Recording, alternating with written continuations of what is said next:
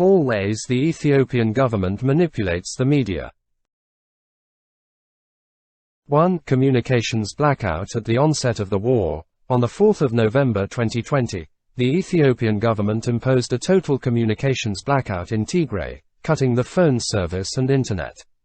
These measures have continued since, allowing Addis Ababa to obfuscate or deny reports of violations or crises in the region. In this war of narratives, the Ethiopian government has also actively muzzled the domestic media. It has arbitrarily imprisoned, assaulted, and even killed journalists. The Committee to Protect Journalists (CPJ) has documented many recent instances of harassment and persecution of journalists and media workers. At the end of 2021, at least 14 journalists were in prison, a figure that doesn't take into account reporters arrested but released earlier in the year. The government has also targeted media organizations. In July 2021, for example, 15 employees of 2 media outlets were arrested en masse. In October, one of these, Olo Media Center, announced that pressure and obstruction had forced it to shut down and lay off all of its employees. Many other outlets have felt similarly targeted, including Addis Standard, one of Ethiopia's most popular and critical sources of news, which temporarily suspended operations in July 2021 after its license was withdrawn.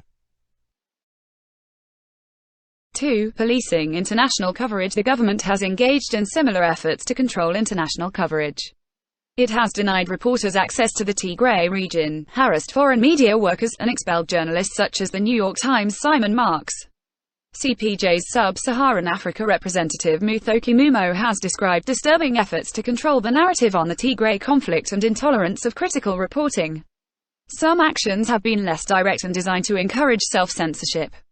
In November 2021, for instance, the government warned in its state of emergency proclamation that it would cancel licenses or suspend any media outlet or journalist providing moral support to terrorist groups directly or indirectly. The state has also persistently criticized the international media and made allegations of an orchestrated campaign of misrepresentation by reputable outlets. The government has objected to what it sees as the character assassination of Prime Minister Abiy Ahmed, what it regards as the overly sympathetic depiction of its opponents, and even the use of the term Tigray forces, which it claims is purposely utilized to draw divides within communities. These kinds of claims have been made repeatedly, detracting and distracting from reports of atrocities, and making life difficult for journalists. Even more concerningly, supporters of Abiy in some reputable platforms such as the Voice of America have allegedly joined in parroting the government line. 3. Politicizing humanitarian concerns. The Ethiopian government has made similar accusations against international organizations more broadly to muddy the waters and delegitimize concerns about human rights violations. It has claimed that humanitarian organizations and Western governments are actively supporting Tigrayan forces and recast the civil war as a righteous struggle between Abiy's regime and neo-colonialists. The government has used this narrative to justify its expulsion of humanitarian organizations and high-level UN officials. It has also used the framing of a colonial struggle to bolster domestic support for the war and to mobilize supporters in the diaspora to conduct campaigns on and off social media to intimidate and influence international organizations and governments. Tragically, this politicization of aid has also translated into attacks on humanitarian workers, leading to at least 23 deaths already. 4. Campaigns criminalizing individuals. Finally, the government and its supporters have attempted to control the narrative by smearing influential individuals who might have the authority to raise legitimate concerns. An extraordinary example of this was the social media campaign claiming U.S. Secretary of State Antony Blinken was somehow an agent of the Tigrayan People's Liberation Front (TPLF). The most potent instance of this trend, however, is the almost non-stop assault on Director General of the World Health Organization (WHO), Tedros Adhanom Ghebreyesus.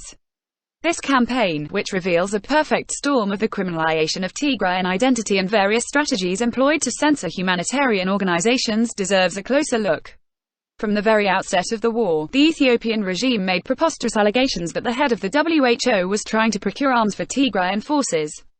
Despite Tedros' denials and unequivocal calls for peace, the campaign continued on social media, involving a range of hateful and racist tropes as well as conspiracy theories that were amplified by official government accounts. Given its attempt to position itself as the guardian of Pan-Africanism against Western imperialism, it is ironic that the Ethiopian government is responsible for harassing the first African to serve, and with considerable success, as head of the WHO. Following the WHO's call for humanitarian access to Tigray in January 2022, reflecting appeals from health workers across the world about the imminent collapse of the healthcare system in Tigray, the campaign against Tedros has intensified. In a bid to minimize deeply distressing reports of humanitarian crisis and the targeting of civilians and civilian infrastructure, the Ethiopian government doubled down on its harassment of the world's most high-profile Tigrayan by levying accusations of misconduct and demanding investigations.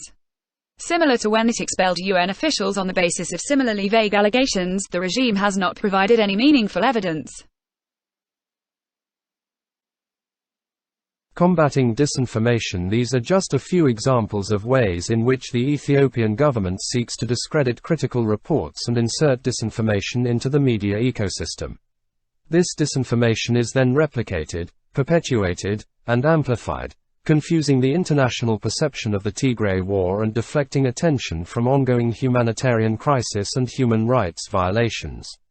When a humanitarian crisis has engulfed millions and caused such immense suffering, the gravity of allowing the strategies of an irresponsible regime to obfuscate the reality by cutting off an entire region from the world must be condemned and diligently mitigated by all actors, including those in the media.